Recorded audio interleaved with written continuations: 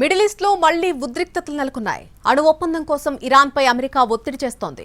మరోవైపు బెదిరింపులకు భయపడేది లేదంటోంది ఇరాన్. దీంతో ఇది ఎలాంటి పరిణామాలకు దారితీస్తుందోనేటువంటి ఆందోళన వ్యక్తమవుతోంది. అణు ఒప్పందంపై తాము చర్చలకు సిద్ధమంటూ ఇటీవల అమెరికా అధ్యక్షుడు డొనాల్డ్ ట్రంప్ పెట్టినటువంటి ప్రతిపాదనను ఇరాన్ తోసిపుచ్చింది.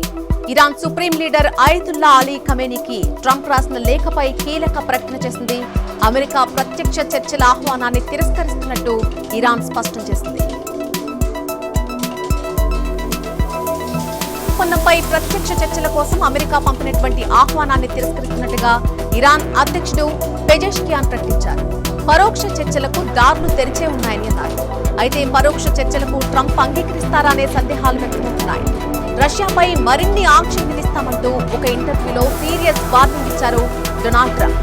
ఉక్రెయిన్తో యుద్ధానికి ముగింపు పలికే విషయంలో రష్యా అధ్యక్షుడు వ్లాదిమిర్ పుతిన్ కలిసి రావడం లేదని ఆక్షేపించారు. అణు కార్యక్రమాలపై ఒప్పందం కుదుర్చుకోకపోతే ఇరాన్పై బాంబులు వేస్తామంటున్నారు ట్రంప్. మరొక వైపు అమెరికా అధ్యక్షుడిగా మూడోసారి కొనసాగాలని కలలు కంటున్నారు డొనాల్డ్ ట్రంప్. దీనికి గ్రౌండ్ వర్క్ చేస్తున్నారు. మూడో పర్యాయం అధ్యక్ష పగ్గాలు అందుకోవాలని చూస్తున్నటువంటి ట్రంప్ దానికి కొన్ని పద్ధతులున్నాయని అంటున్నారు.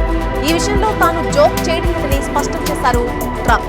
ఇక ట్రంప్ సర్కార్ ఇమ్మిగ్రేషన్ నిర్ణయాలపై నిరసనలు కొనసాగుతున్నాయి. డల్లాస్ డౌన్ టౌన్ లో భారీ ప్రదర్శన నిర్వహించారు ఆందోళనకారులు. అమెరికా జాతీయ జెండాలను చేపుని ముందుకు సాగారు.